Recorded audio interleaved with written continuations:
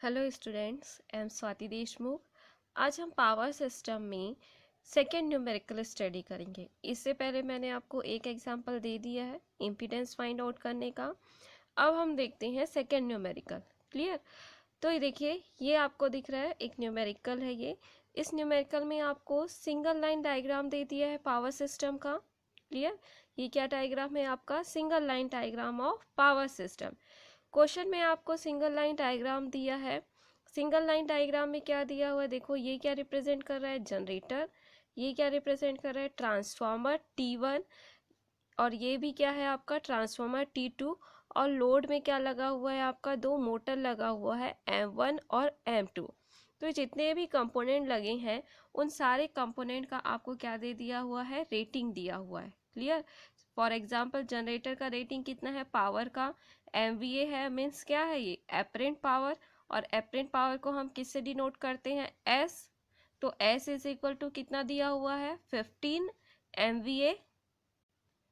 Next आपको क्या दिया हुआ है? पावर दिया हुआ है। वोल्टेज रेटिंग दिया हुआ है 11 kV। और जो इम्पीडेंस है जनरेटर का, उसकी वैल्यू दी हुई है 0.7 per unit. Clear? Reactance x क्या है आपका? रिएक्टेंस। तो रिएक्टेंस की जो वैल्यू दी हुई है वो क्या है? 0.7 पर यूनिट। इसमें ऑलरेडी आपको किस में दे दिया हुआ है? पर यूनिट में दिया हुआ है। नेक्स्ट आपका ट्रांसफार्मर का रेटिंग देखोगे आप, तो ट्रांसफार्मर का भी रेटिंग दिया हुआ है 11/30 किलो वोल्ट। क्लियर? और 10 MVA। और इसका जो रिएक्टेंस है वो क्या है? 0.1 पर यूनिट। और ये आपका जो लाइन शो कर रहा है, ये जो ओम लिखा है 200 ओम, तो ये क्या शो कर रहा है? ये वैल्यू आपका ट्रांसमिशन लाइन। ट्रांसमिशन लाइन का रेजिस्टेंस दिया हुआ है 200 ओम। क्लियर? जहाँ पे भी आपको इस टर्म में लिखा दिखेगा, मतलब वो क्या है आपका? Transmission line. क्लियर? नेक्स्ट आपको फिर से एक ट्रांसफार्मर दिख रहा है जिसका रेटिंग कितना है? 125/33 kV। इसका रेटिंग जो है 10 MVA। और जो रिएक्टेंस है XT2 इज इक्वल टू कितना है? 0.12 पर यूनिट। उसके बाद क्या है? यहाँ पे दो लोड लगा हुआ है। लोड के फॉर्म में क्या लगा हुआ है आपका? मोटर लगा हुआ है। दो मोटर लगे हैं पैरेलल में, M1 और M2। उसकी रेटिंग दी हुई है। M1 की रेटिंग है, मोटर M1 की रेटिंग है 5 MVA, 33 kV। और इसका जो रिएक्टेंस है वो क्या है? 0.5 पर यूनिट। क्लियर? M2 का क्या है? 20 MVA, 33 kV। और इसका जो रिएक्टेंस है वो कितना है? 0.6 पर यूनिट। क्वेश्चन में आपको क्या बोला है? Draw the impedance diagram with all impedance in per unit. आपको इस सिंगल लाइन डायग्राम का क्या ड्रॉ करना है? इम्पीडेंस डायग्राम, या फिर हम इसको क्या बोलते हैं? इम्पीडेंस डायग्राम को ही रिएक्टेंस डायग्राम। तो आपको इसका क्या ड्रॉ करना है? रिएक्टेंस डायग्राम ड्रॉ करना है। तो रिएक्टेंस डायग्राम में हम क्या क्या करते हैं मैंने आपको ऑलरेडी एक्सप्लेन किया हुआ है। जनरेटर को उसके इक्विवेलेंट सर्किट से रिप्लेस करेंगे। जनरेटर के इक्विवेलेंट सर्किट में क्या रहता है? एक वोल्टेज सोर्स होता है और इम्पीडेंस रहता है। ट्रांसफार्मर में सिर्फ इम्पीडेंस, ट्रांसमिशन लाइन में सिर्फ क्या रहेगा आपका? रेजिस्टेंस। क्लियर? और मोटर में क्या रहेगा? Impedance with back EMF। Already मैंने आपको इसका एग्जांपल भी दिया है। ठीक है? लेकिन यहाँ पे अब आपको कैलकुलेशन करना है। क्लियर? कैलकुलेशन क्या करना है? यहाँ पे हम जो कन्वर्ट करेंगे, इम्पीडेंस डायग्राम बनाएंगे, वहाँ पे आपको न्यू पर यूनिट वैल्यू लेना है। इस क्वेश्चन में आपको क्या दी हुई है? पहले से जो वैल्यू दी हुई है पर यूनिट वैल्यू, वो वैल्यू क्या कहलाएगी आपका? Old per unit value. Clear? तो यहाँ पे जितने भी कंपोनेंट्स लगे हैं पावर सिस्टम में, क्या क्या कंपोनेंट लगे हैं सिंगल लाइन डायग्राम में? जनरेटर लगा हुआ है, ट्रांसफार्मर लगा हुआ है T1 T2, ट्रांसमिशन लाइन है, और लोड है दो, मोटर M1 और M2। ये सारे कंपोनेंट का आपको न्यू पर यूनिट वैल्यू निकालना है। किसका? इम्पीडेंस का। यहाँ पे जो हम डील करेंगे वो सिर्फ किसके ऊपर डील करेंगे? इम्पीडेंस की वैल्यू। डेट इज इम्पीडेंस में हम क्या करते हैं? रेजिस्टेंस की वैल्यू को नेगलेक्ट कर देते हैं, तो सिर्फ हमारे पास क्या आ जाता है? रिएक्टेंस आ जाता है। तो यहाँ पे हम जो वैल्यू कैलकुलेट करेंगे वो क्या रहेगा आपका? New reactance value. यहाँ पे आप रिएक्टेंस की न्यू वैल्यू निकालोगे बाय यूजिंग दिस फॉर्मूला, ये जो मैंने आपको पिछले क्लास में बताया था। ठीक है, आपको ओल्ड वैल्यू दी हुई होगी, आपको बेस वैल्यू सेलेक्ट करना है, न्यू बेस वैल्यू सेलेक्ट करना है, और ओल्ड वैल्यू आपको क्वेश्चन में दी हुई रहेगी। क्लियर? तो चलिए अब हम इसको सॉल्व करते हैं, इस क्वेश्चन को स्टेप वाइज हम इसको स्टडी करेंगे। क्लियर? न्यूमेरिकल स्टडी करने के लिए सबसे पहले जो स्टेप 1 है, स्टेप 1 क्या है? Selection of base power in MVA and base voltage in kilovolt. सबसे पहला स्टेप ये रहता है कि अगर इस टाइप का न्यूमेरिकल आया है तो अगर आपको क्वेश्चन में बेस पावर और बेस वोल्टेज का वैल्यू नहीं दिया हुआ है, न्यू बेस पावर और न्यू बेस वोल्टेज का वैल्यू नहीं दिया हुआ है, तो आप सबसे पहले क्या सेलेक्ट करेंगे? सबसे पहले क्या सेलेक्ट करोगे? New value of base power और new value of base voltage. ठीक है, तो हमें यहाँ क्वेश्चन में नहीं दिया हुआ है कि हमें न्यू वैल्यू क्या लेना है, पावर का और वोल्टेज का। तो हम क्या करेंगे, जो हमें जनरेटर का वैल्यू दिया हुआ है उसी को हम बेस वैल्यू कंसीडर करेंगे। क्लियर? तो आप देखिए ये क्वेश्चन को मैंने यहाँ पे रीड्रॉ किया है, ये क्वेश्चन को मैंने यहाँ पे रीड्रॉ किया है। तो इस क्वेश्चन में हमें नहीं दिया हुआ था, न्यू बेस पावर और न्यू वोल्टेज की वैल्यू नहीं दी हुई है, तो हम क्या कर रहे हैं, जो जनरेटर का दिया हुआ है उसी को हम ऐसा बेस वैल्यू कंसीडर कर रहे हैं। तो क्वेश्चन में हमें ये क्या दिया हुआ है, जनरेटर का वैल्यू दिया हुआ है, जनरेटर का पावर कितना दिया हुआ है 15 MVA और वोल्टेज कितना दिया हुआ है 11 kV। तो पावर सिस्टम में हम दो ही वैल्यू को ऐसा बेस वैल्यू लेंगे, पावर और वोल्टेज को। क्लियर? तो क्वेश्चन में हमें नहीं दिया है तो हम क्या कर रहे हैं, जनरेटर की जो वैल्यू है उसको हम बेस वैल्यू ले रहे हैं। ठीक है, तो यहाँ पे हम क्या कर रहे हैं, कंसीडर कर रहे हैं, let us take a base MVA of 15 MVA, therefore the selected value new base power that is SB new और MVA B new is equal to 15 MVA। Question में हमें नहीं दिया है, पहला स्टेप क्या है, आपको बेस पावर और बेस वोल्टेज की वैल्यू सेलेक्ट करना। Base power that is apparent power S is equal to MVA in MVA और बेस वोल्टेज इन KV। तो क्वेश्चन में हमें नहीं दिया है तो हम क्या कर रहे हैं, चूज कर रहे हैं। कैसे चूज कर रहे हैं, जो जनरेटर का दिया हुआ है, हमें क्वेश्चन में कितना दिया हुआ है, जनरेटर का 15 MVA दिया हुआ है बेस और वोल्टेज कितना दिया हुआ है 11 kV। क्लियर? तो हम जो नया बेस पावर है, न्यू बेस पावर, उसको हम ले रहे हैं 15 MVA। क्लियर? बेस पावर को हम किससे रिप्रेजेंट करते हैं, SB न्यू या फिर MVA B न्यू। क्लियर? तो ये जो पावर आप सेलेक्ट करोगे, चूज करोगे, वो पावर सिस्टम के सभी पार्ट्स के लिए सेम रहेगा। यहाँ पे नोट करना, ये जो पावर की वैल्यू है जो आप चूज करोगे वो पावर सिस्टम के सभी पार्ट्स के लिए इक्वल रहेगा। ये जो न्यू वैल्यू हमने सेलेक्ट किया है ना, SB न्यू 15 MVA, वो जनरेटर के लिए भी सेम रहेगा, ट्रांसफार्मर के लिए भी सेम रहेगा, T1 T2 और ये मोटर लोड के लिए भी सेम रहेगा, सारे कंपोनेंट के लिए सेम रहेगा। क्लियर? लेकिन हम जो बेस वोल्टेज सेलेक्ट करेंगे, जो वोल्टेज की वैल्यू, नई जो वोल्टेज बेस वैल्यू सेलेक्ट करेंगे, वो सारे कंपोनेंट के लिए सेम नहीं रहेगा। ठीक है, वो जहाँ जहाँ पे आपका ट्रांसफार्मर आएगा वहाँ पे बेस वोल्टेज की वैल्यू क्या होगी, चेंज होगी।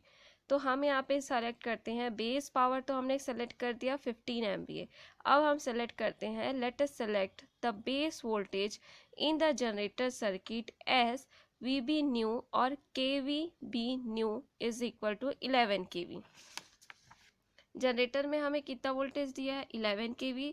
तो हम इसको ऐसा बेस वैल्यू लेते हैं, बेस वोल्टेज लेते हैं, न्यू बेस वोल्टेज लेते हैं, जिसको हम किससे रिप्रेजेंट करते हैं, VB न्यू या फिर KB new is equal to 11 kV।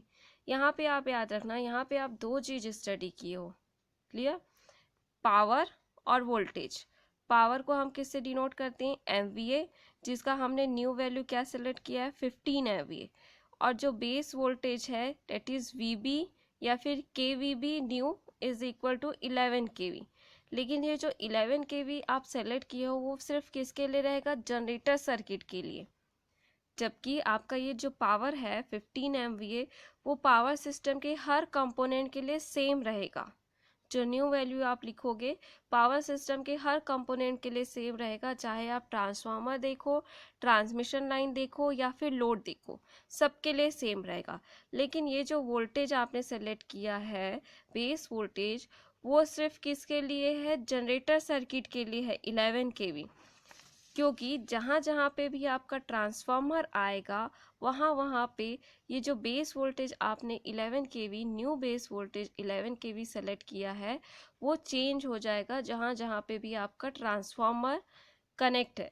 तो आपको क्या करना पड़ेगा? न्यू वैल्यू कैलकुलेट करनी पड़ेगी। क्लियर? तो आपको जहाँ जहाँ पे ट्रांसफार्मर दिखेगा वहाँ वहाँ से आपको क्या कैलकुलेट करना है? न्यू बेस वैल्यू कैलकुलेट करना है। क्लियर? तो देखो इस सिंगल लाइन डायग्राम में आप यहाँ पे एक रफली ड्रॉ कर लेना। एक ये हमने जनरेटर ड्रॉ किया है और यहाँ पे ट्रांसफार्मर T1, यहाँ पे आपका अगेन एक ट्रांसफार्मर है, ठीक, और यहाँ पे आपका क्या है? मोटर है, ठीक, ये T2। तो यहाँ पे आपने जो बेस वैल्यू सेलेक्ट किया है, ठीक है, बेस वैल्यू हमने दो बेस, एक पावर का सेलेक्ट किया है SB क्या है 15 MVA, और वोल्टेज सेलेक्ट किया है KB बेस न्यू, ये आपका न्यू है ना, वो क्या सेलेक्ट किया है 11 kV। ठीक है, तो आपने जो 11 kV सेलेक्ट किया है ये कहाँ से कहाँ तक रहेगा? आपका जनरेटर सर्किट, मतलब जनरेटर से लेके ट्रांसफार्मर के प्राइमरी तक जो VB न्यू या फिर आप बोल लो KVB न्यू की जो वैल्यू है वो क्या रहेगी? आपकी 11 kV। ठीक है, जनरेटर से लेके ट्रांसफार्मर T1 के प्राइमरी तक जो न्यू बेस वैल्यू है वो क्या रहेगा? आपका 11 kV। अब यहाँ पे ट्रांसफार्मर लगा है, ट्रांसफार्मर के दो वाइंडिंग होती है, प्राइमरी और सेकेंडरी। ठीक है, तो जहाँ जहाँ पे आपका ट्रांसफार्मर लगा होगा वहाँ से ये जो बेस वैल्यू है वो चेंज होगा। अब आपको कैलकुलेट करना पड़ेगा ट्रांसफार्मर T1 के सेकेंडरी से लेके ट्रांसफार्मर T2 के प्राइमरी वाइंडिंग तक अलग बेस वोल्टेज रहेगा। क्लियर? T1 के सेकेंडरी, ये क्या है? आपका प्राइमरी वाइंडिंग, और ये क्या है? आपका सेकेंडरी वाइंडिंग, या फिर इसी को हम बोलते हैं LV साइड और इसको हम क्या बोलते हैं? HV side. ठीक है, लो वोल्टेज और हाई वोल्टेज। ठीक, तो T1 के सेकेंडरी से T2 के प्राइमरी तक अलग बेस वोल्टेज होगा। ठीक है, सपोज इसको हम VB1 नाम दे देते हैं और ये आपको VB2। ठीक है, और ट्रांसफार्मर T2 के सेकेंडरी से लोड तक एक अलग बेस वोल्टेज होगा जो हमें फाइंड आउट करना रहेगा। तो सबसे पहले आप क्या करोगे? ये कैलकुलेशन करोगे बेस वोल्टेज का। क्या फाइंड आउट करोगे? बेस वोल्टेज का कैलकुलेशन करोगे। तो ये बेस वोल्टेज का फाइंड आउट करने का फॉर्मूला है आपका, क्या है? VB2। VB2 क्या है? Base KV new on HV side. ठीक है, ये देखो हमें VB2 फाइंड आउट करना है। ट्रांसफार्मर का ये वाला पार्ट क्या कहलाता है? LV side. प्राइमरी क्या कहलाता है? LV side. और सेकेंडरी क्या कहलाता है? ये वाला HV साइड। ठीक है, तो इसका फॉर्मूला क्या होता है आपका? Base KV on HV side हमें क्या निकालना है? इस साइड निकालना है, HV साइड। ठीक है, तो हमें HV साइड निकालना है, तो formula base KV on HV side VB2 is equal to base KV on primary side या फिर LV साइड। ठीक है, ये वाला जो है ये आपका प्राइमरी कहलाता है या फिर LV साइड बोलो। तो फॉर्मूला क्या है आपका? Base KV on primary side या फिर low voltage side LV side into KV on HV side divided by KV on LV side. HV मतलब ये वाला और LV मतलब ये वाला टर्म। ठीक है, ये आपका बेसिक फॉर्मूला है, ठीक। ये फॉर्मूला आपको याद रखना पड़ेगा। इस फॉर्मूले का यूज करके आप क्या करोगे, ये बेस वोल्टेज निकालोगे। क्वेश्चन में ट्रांसफार्मर का रेटिंग आपको क्या दिया हुआ है, 11/30 kV, ठीक है। इस क्वेश्चन में इस ट्रांसफार्मर का रेटिंग आपको क्या दिया हुआ है, 11/30 kV, means LV side voltage कितना है 11 kV और एचवी साइड कितना है 30 kV। तो बस आपको ये फॉर्मूले में पुट करना है। फॉर्मूला क्या है, VB2 is equal to base kV on primary side, that is LV side. तो एलवी साइड कितना दिया हुआ है आपको 11 kV, 11/30, मतलब ये जो 11 kV है वो एलवी साइड है और 30 है वो किस साइड है, एचवी साइड है। तो हमें बेस kV चाहिए ऑन प्राइमरी साइड या एलवी साइड। तो क्या है एलवी साइड 11 kV, तो यहाँ पे हमने 11 लिख दिया, into kV on HV side divided by kV on LV side.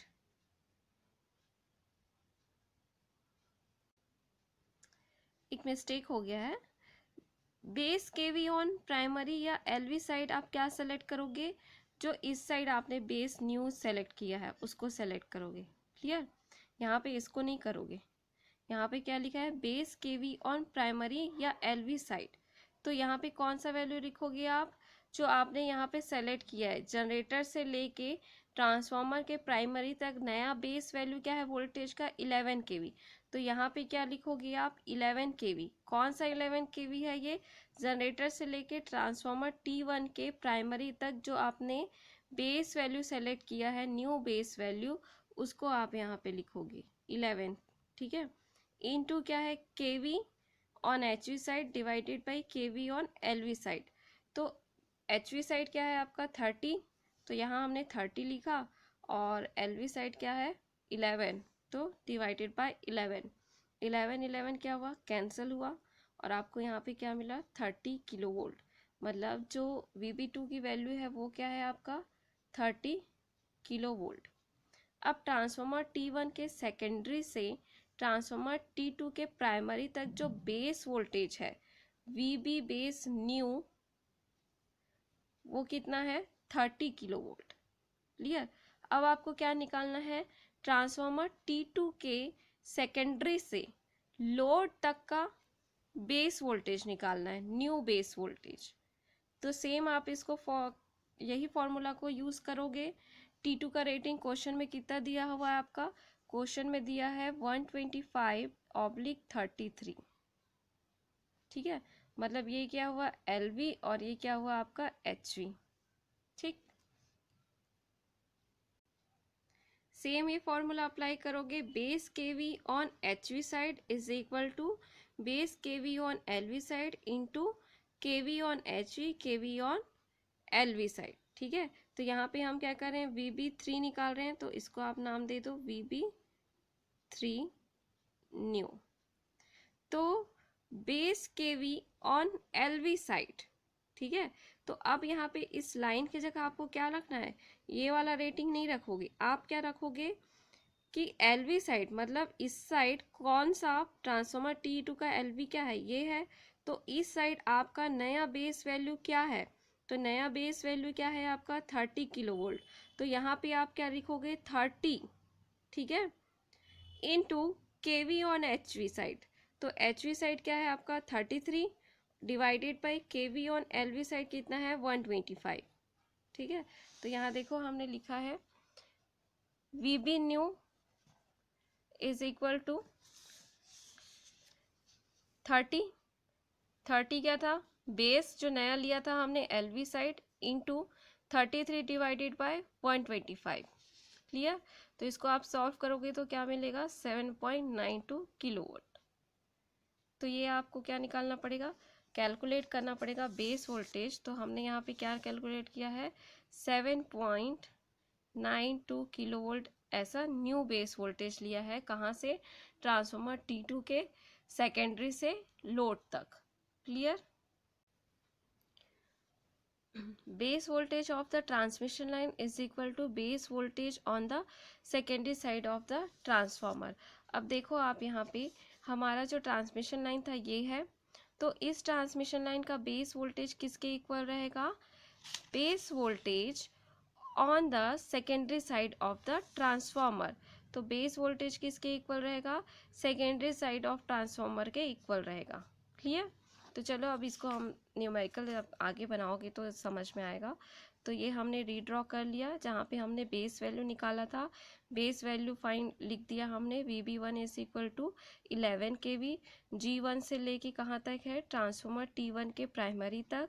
ठीक, उसके बाद T1 के सेकेंडरी से लेके T2 के प्राइमरी तक आपका बेस कितना है? 30 kV। और T2 के सेकेंडरी से लोड तक का जो बेस न्यू है वो कितना है? 7.92 किलोवोल्ट। क्लियर? इसके बाद जो थर्ड स्टेप आता है, थर्ड स्टेप क्या है आपका? कि आपको पर यूनिट रिएक्टेंस की, थर्ड स्टेप है कि आपको पर यूनिट रिएक्टेंस की वैल्यू फाइंड आउट करनी है हर एक कंपोनेंट का। ठीक है, जैसे कि इस क्वेश्चन में आपको जनरेटर था, T1 था, T2, मोटर 1, मोटर 2 और ट्रांसमिशन लाइन, इतने सारे कंपोनेंट है। तो हर कंपोनेंट का आपको क्या निकालना है? रिएक्टेंस की वैल्यू निकालनी है, पर यूनिट रिएक्टेंस की वैल्यू निकालनी है, न्यू पर यूनिट। ठीक है, तो आपको फॉर्मूला पता है, Z per unit new is equal to क्या होता है formula? Z per unit old into MVA base new divided by MVA base old into KVA base old divided by KVA base new का whole square. ठीक है, तो सबसे पहले हम किसके लिए फाइंड आउट करेंगे? जनरेटर के लिए फाइंड आउट करेंगे। तो हमने लिख दिया यहाँ पे calculation of the per unit reactance of the generator. Generator के लिए आप निकाल रहे हो पर यूनिट रिएक्टेंस, तो यहाँ पे क्या हो जाएगा? XG। क्लियर? यहाँ पे क्या हो जाएगा? XG। ये इम्पीडेंस का फॉर्मूला था, लेकिन हम रिएक्टेंस निकाल रहे हैं, तो यहाँ पे क्या हो जाएगा? GX। X हो जाएगा, रिएक्टेंस को हम किससे रिप्रेजेंट करते हैं? X से, और जनरेटर के लिए है तो G। Per unit new is equal to, जहाँ जहाँ पे Z है वहाँ पे क्या हो जाएगा? X हो जाएगा। क्लियर?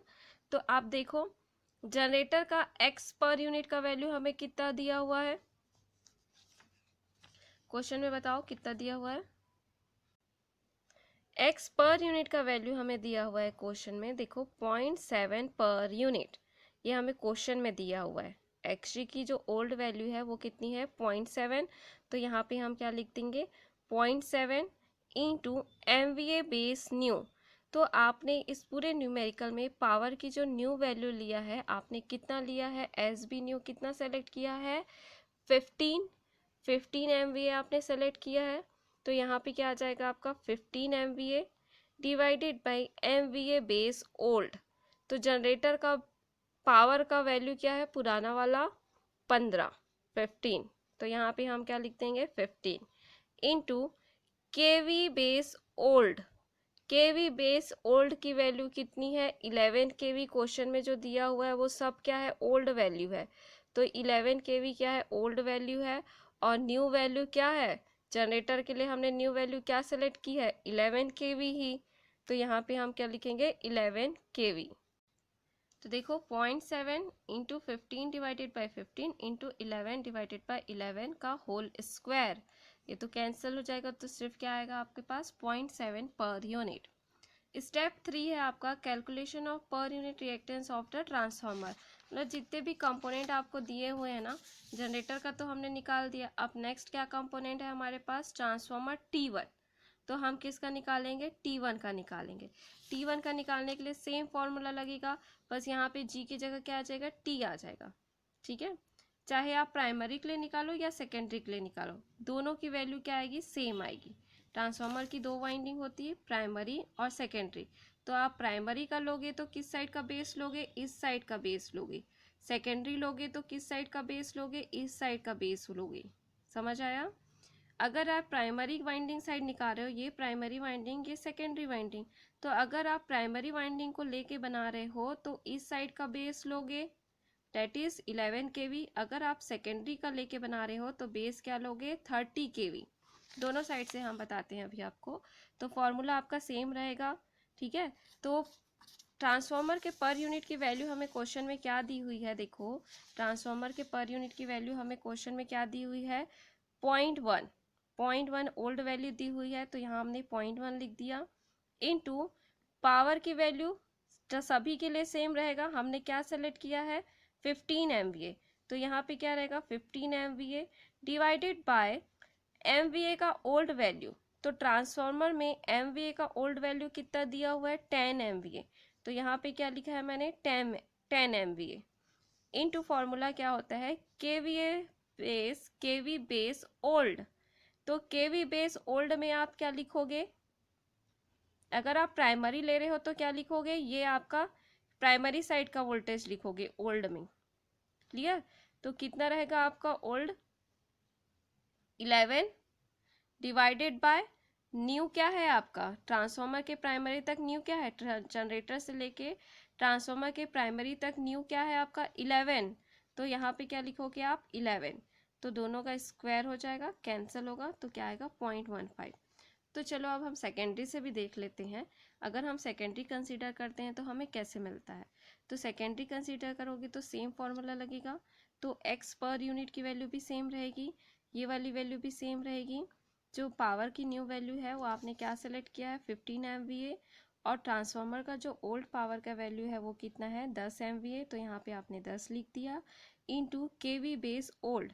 अब आप सेकेंडरी ले रहे हो, ये वाला टर्म ले रहे हो ना, सेकेंडरी ले रहे हो तो क्या करोगे, इस वोल्टेज को कंसीडर करोगे इस साइड के, तो केवी ओल्ड की वैल्यू क्या लोगे अब आप 30 किलो वोल्ट, ये प्राइमरी ये सेकेंडरी, तो अब क्या लोगे आप 30 kilo volt divided by secondary ले रहे हो तो इस साइड का बेस वोल्टेज लोगे, नया बेस वोल्टेज आपने क्या निकाला है इस साइड सेकेंडरी, ट्रांसफार्मर T1 के सेकेंडरी से ट्रांसफार्मर T2 के प्राइमरी तक बेस क्या है 30, तो यहाँ पे न्यू वैल्यू क्या लिखोगे आप 30, दोनों का होल स्क्वायर सॉल्व करोगे तो आपको क्या मिलेगा 0.15 पर यूनिट, तो चाहे आप प्राइमरी का निकालो या सेकेंडरी का निकालो, दोनों की वैल्यू क्या आएगी सेम आएगी, तो एग्ज़ाम में सिर्फ आपको एक लेके बनाना है, चाहे आप तो प्राइमरी का लेके निकालो चाहे आप सेकेंडरी का लेके निकालो, क्लियर। अब सेकेंड स्टेप है आपका fourth step, calculation of per unit impedance of the transmission line, जैसे जैसे आपको सिंगल लाइन डायग्राम में दिया है ना, बस उसी के हिसाब से आपको कैलकुलेट करना है, पहले आपको जनरेटर का फाइंड आउट करना है, फिर T1 का फाइंड आउट करना है, फिर ट्रांसमिशन लाइन है तो ट्रांसमिशन लाइन का फाइंड आउट करोगे, ट्रांसमिशन लाइन का फाइंड आउट करोगे तो क्या होगा फॉर्मूला, अब आप ट्रांसमिशन लाइन का फाइंड आउट करने के लिए आप ये वाला फार्मूला यूज़ नहीं करोगे, कौन सा फार्मूला यूज़ करोगे, जो हमने सबसे स्टार्टिंग में पढ़ा था, सबसे स्टार्टिंग में हमने क्या पढ़ा था, ये फार्मूला पढ़ा था, Z per unit new is equal to Z per unit old into MVA base new divided by KV base new, ये फार्मूला मैंने आपको बताया है, अगर आपको याद नहीं है तो मैं एक बार और बताती हूँ आपको, ये फार्मूला, ठीक है, ये फार्मूला हम यूज़ करेंगे, तो इस फार्मूले का यूज़ करके आप क्या निकालोगे, ट्रांसमिशन लाइन का रिएक्टेंस की वैल्यू निकालोगे, TL ट्रांसमिशन लाइन, तो ओल्ड वैल्यू हमें कितना दिया हुआ है ट्रांसमिशन लाइन का, देखो ओल्ड वैल्यू हमें कितना दिया हुआ है 200 इंटू MVA बेस, ये ओम में था ना, इसको हम किस में कन्वर्ट करेंगे पर यूनिट में, तो पर यूनिट फॉर्मूला क्या है आपका, पर यूनिट में कैलकुलेट करने का ओल्ड वैल्यू इंटू पावर का new value divided by voltage का न्यू वैल्यू का होल स्क्वायर, तो ओल्ड वैल्यू आपको कितना दिया हुआ है 200 इंटू बेस कितना लिया है हमने, न्यू जो बेस लिया है वो क्या लिया है 15, सारे के लिए बेस वैल्यू क्या है सेम है, तो यहाँ पे क्या आ जाएगा 15, और बेस न्यू वोल्टेज का न्यू वैल्यू क्या है, देख रहे हो आप ये किसके अंदर आ रहा है, T1 के सेकेंडरी से T2 के प्राइमरी तक है, तो T1 के सेकेंडरी से T2 के प्राइमरी तक कितना नया बेस वोल्टेज है 30 किलो वोल्ट, तो यहाँ पे क्या आएगा आपका 30 का होल स्क्वायर, तो ये जो वैल्यू मिलेगा वो क्या मिलेगा आपको ट्रांसमिशन लाइन का per unit value, date is 3.33 per unit, clear. Next आप देखो, नेक्स्ट हमें क्या दिख रहा है इसके बाद, आपको फिर से डायग्राम में क्या दिख रहा है, ट्रांसफॉर्मर है T2, तो हम किसका निकालेंगे, फिर से T2 का निकालेंगे रिएक्टेंस की वैल्यू। तो calculation of per unit reactance of the transformer T2, clear. तो इसका भी सेम फॉर्मूला है। अब चाहे आप ट्रांसफॉर्मर के प्राइमरी को लेके बनाओ या सेकेंडरी को लेके बनाओ, ठीक है। तो यहाँ पे हमने किसको लेके बनाया है, सेकेंडरी को लेके बनाया है, ठीक है। तो सेकेंडरी को लेके बनाया है तो आपको देखते हैं, ठीक। तो क्या है देखो, पर यूनिट वैल्यू की ओल्ड वैल्यू, तो ओल्ड वैल्यू क्या है यहाँ पे देखो 0.12, ठीक है। 0.12 क्या है, ओल्ड वैल्यू है। और MVA बेस न्यू की हम लोग क्या वैल्यू सेलेक्ट किए थे, 15। और ट्रांसफार्मर T2 की MVA का ओल्ड वैल्यू क्या है, 10 MVA, तो ये 10 MVA यहाँ पे, ठीक। इनटू KVA बेस की ओल्ड वैल्यू, अब हम T2 को ले रहे हैं, किसको लेके बना रहे हैं, सेकेंडरी को लेके बना रहे हैं। तो ये आपका प्राइमरी होता है, ये सेकेंडरी होता है। तो अब हम सेकेंडरी को लेके बना रहे हैं तो क्या लेंगे वैल्यू, 125 या 33। 125 आपका प्राइमरी वैल्यू है और 33 क्या है, सेकेंडरी वैल्यू है। तो हम सेकेंडरी वैल्यू को लेके बना रहे हैं तो सेकेंडरी लेंगे 33। सेकेंडरी लिए हैं तो जो बेस लोगे वो भी आप क्या लोगे, सेकेंडरी साइड का ही लोगे। तो ट्रांसफार्मर T2 के सेकेंडरी से लोड तक का बेस नया वोल्टेज कितना है, 7.92। तो यहाँ पे हमने क्या लिखा है, 7.92 का होल स्क्वायर। अब आप इसको सॉल्व करोगे तो आपको न्यू पर यूनिट वैल्यू मिलेगी, क्लियर। सेम फॉर्मूला से आप क्या निकालोगे, मोटर का पर यूनिट निकालोगे। क्वेश्चन में यहाँ पे क्या दिया हुआ है आपको, दो लोड लगा है मोटर के फॉर्म में, M1 और M2, है ना। तो आप यहाँ पे क्या करोगे, सेम फॉर्मूला लगाओगे। मोटर का जो पुराना वैल्यू दिया हुआ है, M1 मोटर के लिए निकाल रहे हैं, तो मोटर का जो पुराना वैल्यू दिया हुआ है कितना दिया हुआ है, 0.5 इंटू जो नया बेस है वो 15 रहेगा सभी के लिए। और मोटर का जो पुराना पावर का रेटिंग है वो कितना दिया है क्वेश्चन में आपको, 5 MVA। तो यहाँ पे क्या हो जाएगा, 5 MVA, क्लियर। केवी बेस ओल्ड किलो वोल्ट की ओल्ड वैल्यू कितनी दी हुई है, 33। मोटर की 33 वैल्यू दी हुई है, तो यहाँ पे हमने क्या लिखा, 33 divided by new value of kV. तो न्यू वैल्यू ऑफ केवी हमने ट्रांसफार्मर T2 के सेकेंडरी से मोटर तक का कितना वैल्यू फाइंड आउट किया है, नया 7.92। तो यहाँ पे हम क्या लिखेंगे, 7.92। इसका होल स्क्वायर, इसको आप सॉल्व करोगे तो M1 के लिए मिलेगा, ठीक है। फिर हम निकालते हैं calculation of per unit reactance of the motor M2 के लिए निकालते हैं। तो M2 का ओल्ड वैल्यू कितना दिया हुआ है आपको, रिएक्टेंस का 0.6 इंटू बेस पावर नया कितना है सारे कंपोनेंट के लिए 15, और ओल्ड कितना है मोटर 2 के लिए क्वेश्चन में दिया हुआ है 20 MVA। तो यहाँ हमने क्या लिख दिया, 20 MVA into 33 old value, motor M2 का old value divided by new value. इसको आप सॉल्व करोगे तो आपको क्या मिलेगा, 7.8125 new per unit value of motor M2। तो हमने सारे कंपोनेंट का निकाल लिया। अब आपको क्या ड्रॉ करना है, इम्पीडेंस या फिर रिएक्टेंस डायग्राम ड्रॉ करना है। तो मैंने आपको बताया था कि इम्पीडेंस डायग्राम और रिएक्टेंस डायग्राम कैसे ड्रॉ करते हैं, ये क्वेश्चन में आपको दिया हुआ है। क्वेश्चन में आपको दिया हुआ है, ये सिंगल लाइन डायग्राम दिया है। तो अगर आप इम्पीडेंस या रिएक्टेंस डायग्राम ड्रॉ कर रहे हो तो जनरेटर के लिए अगर आपको ड्रॉ करना है तो हम किससे रिप्लेस करेंगे उसको, उसके इक्विवेलेंट सर्किट से। डेट इज एक कांस्टेंट वोल्टेज सोर्स होगा और उसके सीरीज में क्या रहेगा, आपका रिएक्टेंस रहेगा, क्लियर। तो हमने यहाँ पे एक रिएक्टेंस ड्रॉ कर दिया और यहाँ पे एक जनरेटर या एक कांस्टेंट वोल्टेज सोर्स का सिंबल ड्रॉ कर दिया, क्लियर।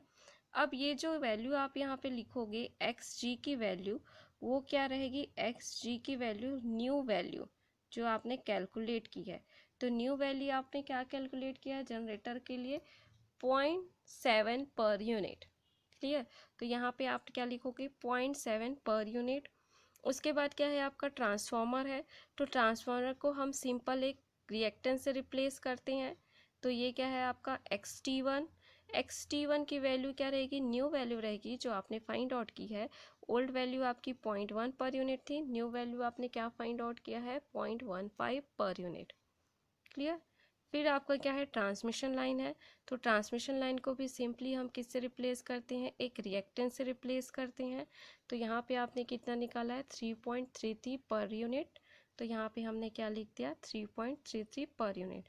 उसके बाद अगेन फिर से आपका ट्रांसफार्मर है। तो ट्रांसफार्मर को हम फिर से एक रिएक्टेंस से रिप्लेस कर रहे हैं, जिसकी न्यू वैल्यू आपने फाइंड आउट की है 3.125। तो यहाँ हमने लिख दिया 3.125। उसके बाद देखो आपको यहाँ पे दिख रहा है लोड लगा हुआ है, दो लोड में मोटर लगे हुए हैं पैरेलल में। तो यहाँ पे हम क्या करेंगे, पैरेलल कनेक्शन बनाएंगे।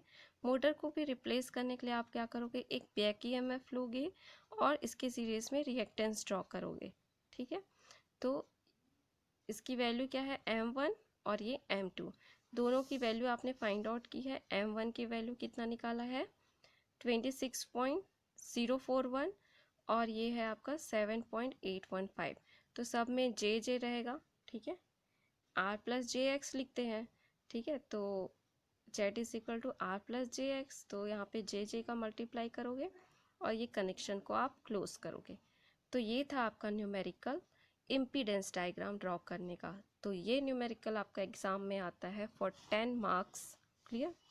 एक चीज़ याद रखना, एक डेरिवेशन रहेगा यहाँ पे। जब हमने निकाला था ट्रांसफार्मर का पर यूनिट वैल्यू, तो आप देखो यहाँ पे ट्रांसफार्मर के प्राइमरी के लिए और सेकेंडरी के लिए दोनों वैल्यू आपको क्या मिली है, सेम मिली है। ठीक है, तो आगे आपको इसे प्रूफ करना रहेगा कि कैसे हम प्रूफ कर सकते हैं कि पर यूनिट वैल्यू ट्रांसफार्मर के प्राइमरी और सेकेंडरी में दोनों में इक्वल रहती है। क्लियर। तो ये आपका न्यूमेरिकल था 10 मार्क्स के लिए। इसको आप अच्छे से देखिए, कॉपी में नोट कीजिए और जहाँ पे भी डाउट होगा जब मैं ऑनलाइन क्लास लूँगी तो आप वहाँ पे मुझे बताइएगा। क्लियर। Thank you.